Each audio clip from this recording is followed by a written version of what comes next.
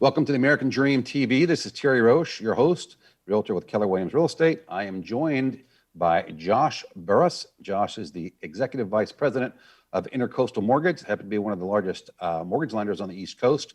I've invited him on the show today to discuss a very pressing matter, and that is, how the heck do you buy a house today when there's 15, 20, 30 offers on a house, on every house? It's not on every house. That's what the newspapers would want you to believe, but it's on a lot. And some of them have 3 offers. Some of them have 15. We had one the other day that had 54. The point is, if there's more than one, you're in competition. How do you win the offer? Okay, so Josh, I'd like to open it up with that. Thank you for joining us.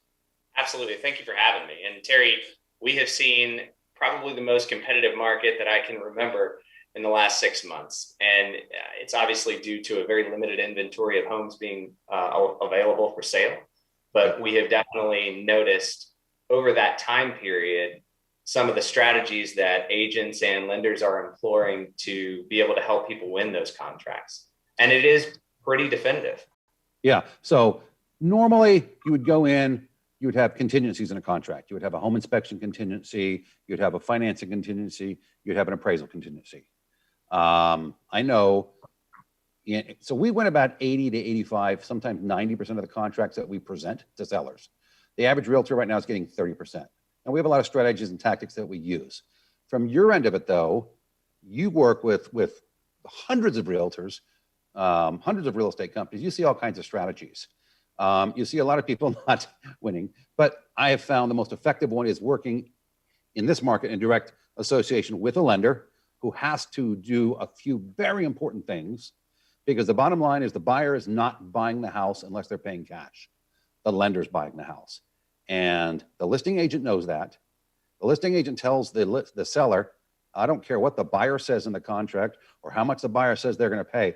What I care about is what the lender says and how strong the loan is. And if the lender's appraisal can be overcome or not. So what are some of the strategies that you're seeing to win? Yeah, absolutely. So first and foremost, the most important step that you can take is working with a lender who is willing to do as much diligence up front as possible. And that means diligence meaning that the lender isn't just taking in an initial application from you that you fill out online. They're also asking you for things that prove what you wrote on that application, like your pay stubs, your bank statements, your tax returns.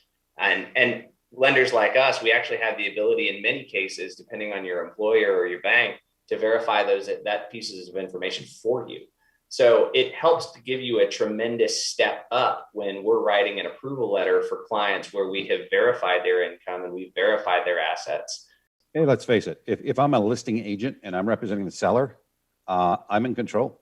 It's my market. It's a seller's market. So my most important thing is not necessarily the highest price. It's the price that will get done at the highest point.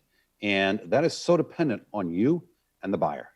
And that's what we're analyzing. So these buyers, they go around, they say, okay, don't worry about the appraisal. I'll waive the appraisal contingency. Well, wait a minute. If my house that I'm listing is listed at 600,000 and it gets bid up to 675, if it's a really nice high bidding house, and the person says 675 on a waive the appraisal contingency, what assurance do I have that they have the extra 75,000? Because I know you're not going to do the deal at 675 if the appraisal comes in at 600, right? You as the lender. Right. And there's many people that get caught in that situation. And quite oftentimes what sellers are looking for is validation that they have proven they have enough cash to be able to do a deal if the appraisal comes in low. Or the buyer's willing to take, some form of mortgage insurance if they weren't taking it before. So there's definitely quite a few strategies around that make sellers comfortable. There's 3 or 4 good strategies that most agents don't know about. That's why they're getting 2 or 3 houses under their belt with some buyer that they don't get contracts. And then they're on number 4, number 5, and the buyer bails on the agent because the agent doesn't know what to do.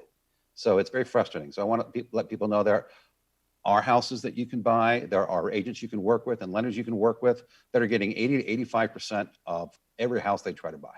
I mean, no questions asked. It's all about the tactics right now. They've changed dramatically.